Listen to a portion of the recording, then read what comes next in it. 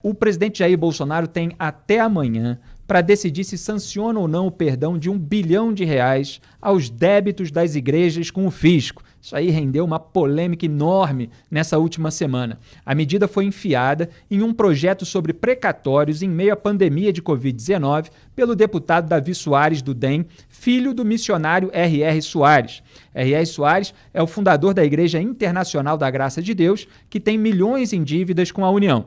A iniciativa recebeu apoio do governo Bolsonaro. Ontem, o presidente disse à bancada evangélica que iria vetar um trecho do texto que exime as igrejas do pagamento de contribuição social sobre o lucro líquido, CSLL, daqui para frente. No entanto, a questão da isenção do pagamento da dívida com a Receita ainda está em negociação. A equipe econômica recomenda o veto total das medidas. Na linha comigo, para minha alegria, o senador Jorge Cajuru. Boa noite, senador. É um prazer recebê-lo aqui em Papo Antagonista. Boa noite, Felipe Moura. O meu respeito ao seu talento e o desejo de Deus e saúde a um mundo de audiência pelo YouTube, aqui no Papo Antagonista de Brasília, ao vivo, 18h48, ao seu dispor. Muito obrigado, senador. Eu vi no Antagonista, o senhor já deu uma declaração para o site mais cedo, falando a respeito dessa tramitação, que ela foi feita de uma maneira que pegou muita gente desprevenida. Conta para a gente, por favor, como isso aconteceu. Inclusive, Felipe Moura, hoje o Antagonista publicou em primeira mão, em detalhes, o que realmente aconteceu. Foi dia 18 de agosto, não é isso?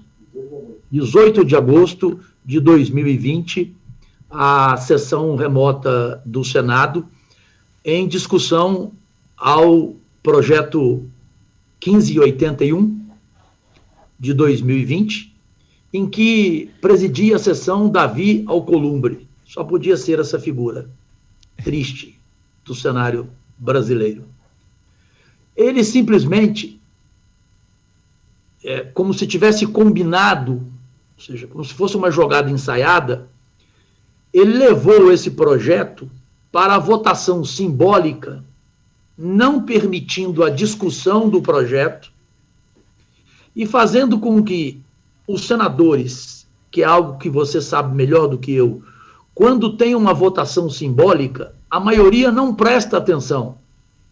Ou seja, como eu fico diante de uma TV na sessão remota, entra uma votação simbólica, você sai. Eu, no caso, estava gravando uma entrevista para um programa diário que apresento em Ribeirão Preto, no Sistema TAT de comunicação.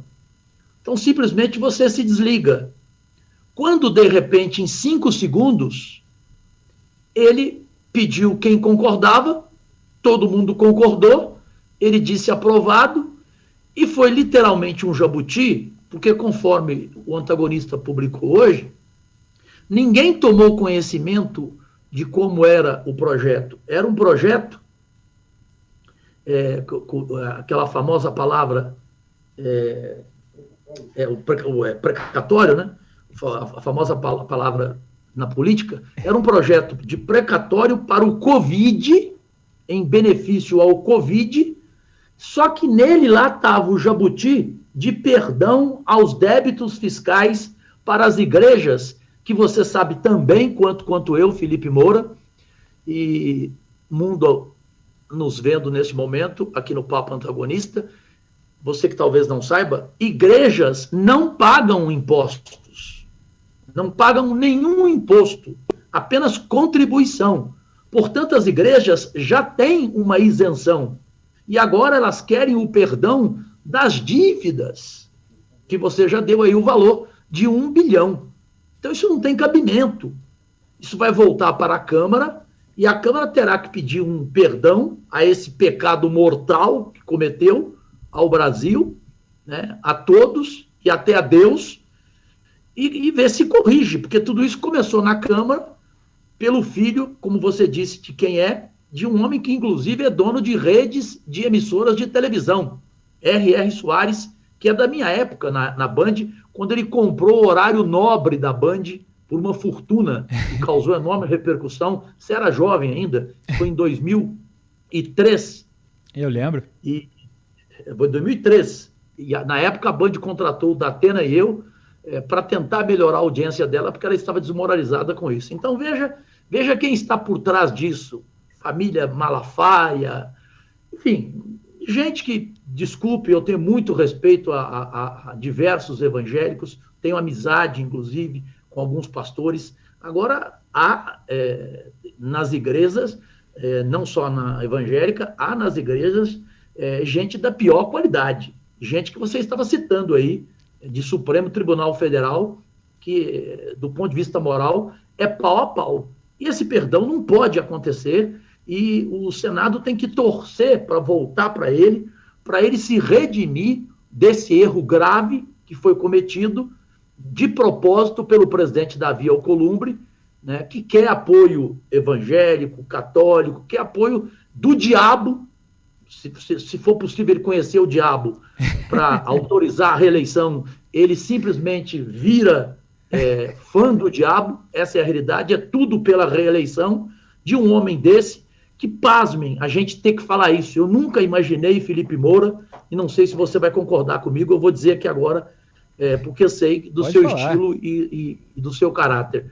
Para mim, consegue ser pior do que o Renan Calheiros, Felipe Moura.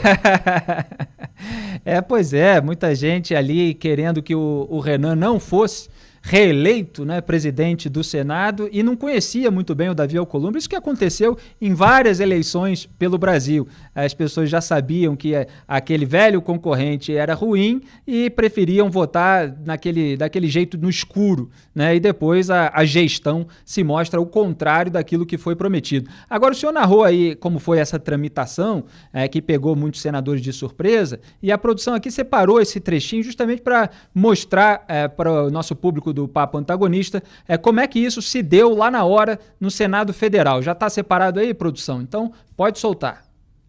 A presidência submeterá a matéria diretamente à votação simbólica. Os senadores e senadoras que o aprovam permaneçam como se encontram. Aprovado. A matéria vai à sanção presidencial. Tá aí, levantou. Você pode ver aí, Felipe. Você pode ver a imagem, quantas vezes você quiser. A imagem não tem o meu rosto. Pode ver que eu não estava vendo a sessão, porque tivesse vendo, eu reagiria na hora, como reagi ontem, diante de todos os senadores. Lamento que nenhum senador tenha se manifestado ontem, mas eu disse que essa história de votação simbólica, daqui para frente, tem que ser revista para que um erro desse não seja cometido e a gente acaba sendo criticado injustamente.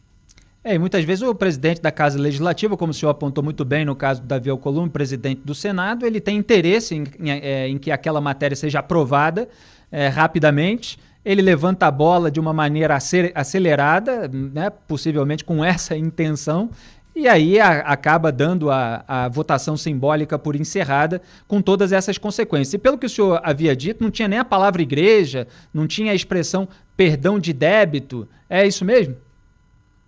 Tinha. Ele apenas expressou o seguinte: e demais credores. Ele falou do projeto precatório, né, em benefício ao Covid, ao coronavírus, e completou o raciocínio dele, ou seja, a expressão dele, a fala dele, e demais devedores. Demais devedores quem, cara pálida?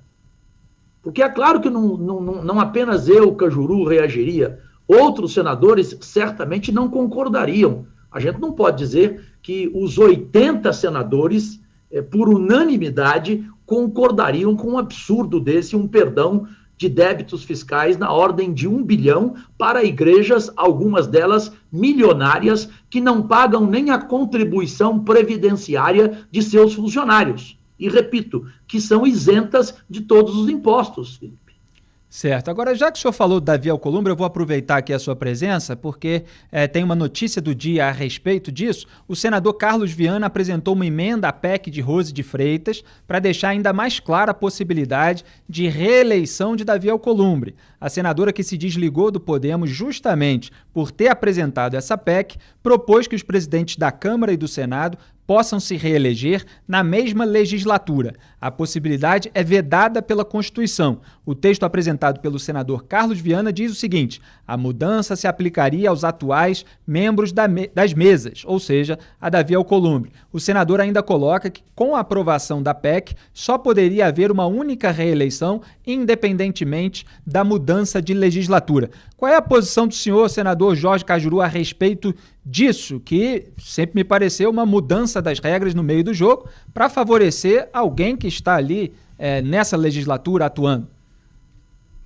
Talvez você não esteja lembrado, Felipe Moura, mas eu me lembro como se fosse hoje, até porque era sempre um prazer falar contigo ao vivo no programa de rádio, e o Augusto Nunes fez essa pergunta a mim. Então, graças a Deus, eu fui o primeiro senador em entrevista nacional a me posicionar rigorosamente contra a reeleição, porque eu fui o primeiro senador, e podem entrar no portal de transparência do Senado e lá verão os projetos, que em fevereiro, no primeiro mês de mandato, eu entrei com um projeto para o fim da reeleição. Esse meu projeto está engavetado pelo senhor Davi Alcolumbre, como CPIs do esporte, da toga, como pedidos de impeachment e tantos outros projetos importantes engavetados literalmente por ele, né? Os motivos nós sabemos, especialmente o que tange a CPI do Judiciário, eram rabos presos e rabos enormes, daí ele passou a ter uma relação próxima ao Supremo, especialmente com Dias Toffoli, que ontem foi homenageado por ele e ele nem na sessão compareceu para presidi-la. Então essa minha opinião foi rapidamente dada desde o começo do mandato, e também pensando, Felipe Moura, porque você se lembra que o presidente Jair Bolsonaro deu a palavra dele durante a campanha presidencial, e muitos votaram nele também por esse motivo, que ele seria contra a reeleição. Ele queria o fim da reeleição. Bastou ele entrar para se apaixonar pelo poder e agora não só querer a reeleição. Se for possível, o Bolsonaro quer um terceiro mandato. Assim como o Davi Alcolumbre quer. Então essa história de uma única eleição nessa PEC, para mim é tudo mentira. Consegue a reeleição agora, depois tenta de novo e vai ficando o que puder ficar, porque o poder que você exerce tendo a presidência do Senado é algo descomunal. Como pode o Estado de São Paulo ter recebido 8% de verbas, de emendas, que o Estado, que eu não tenho nada contra, mas em relação a tamanho, o Estado do Amapá, do presidente do Senado, recebeu mais de 1 bilhão, Felipe Moura. Isso não tem cabimento, né? Além de empregos, de cargos, que muitos senadores têm, muitos que assinaram essa PEC favorável à reeleição, têm lá seus cargos com o Davi Alcolumbre, e agora tem a promessa do que ele ganhando a reeleição, eles terão mais cargos. Aqueles que não tinham poderão ter agora. Porque eu pergunto aos colegas, com todo respeito, qual o motivo para você aprovar uma reeleição que não é legal, que a maioria absoluta da opinião pública brasileira é contrária, a maioria absoluta da mídia, que a gente respeita, porque não é toda a mídia que eu respeito, evidente, também é contrária. Então, por que um senador assina uma PEC favorável à reeleição? É um negócio, né, que você aí do outro lado, que está nos vendo, você fala, Cajuru, nesse mundo, eu tenho uma frase que eu aprendi com o João Saldanha, o eterno comentarista esportivo. Eu aprendi essa frase e o teu colega de trabalho, que você já esteve com ele no esporte, o Vanderlei Nogueira, se lembra. A frase é o seguinte: ô Cajuru, nesse mundo, nem Jesus Cristo é de graça. Então não tem nada de graça, não existe almoço de graça, Felipe Moura. Você sabe melhor do que eu. Exatamente. E é um perigo abrir esse precedente para a reeleição, porque isso também pode, obviamente, como o senhor apontou, beneficiar mais adiante um presidente da República, sendo que o ex-presidente Fernando Henrique Cardoso, que foi quem legou esse problema da reeleição presidencial ao país, outro dia escreveu um artigo justamente mostrando o seu arrependimento. Só que eu acho engraçado a pessoa se arrepender só depois de que foi beneficiado por aquela medida, né? Mas isso faz parte desse circo brasileiro. Senador Jorge Cajuru, fique à vontade para considerações finais, mas muito obrigado aqui pela sua participação no Papo Antagonista. Só rapidamente dizer que o Fernando Henrique Cardoso, na minha opinião, modesta opinião, se esqueceu de pedir desculpas ao país porque ele comprou a reeleição dele, né? Pois é. A reeleição dele literalmente foi comprada. A gente se lembra como ela aconteceu. Então, reeleição, normalmente, a maioria delas tem dinheiro, como a gente falou aqui, não tem almoço de graça.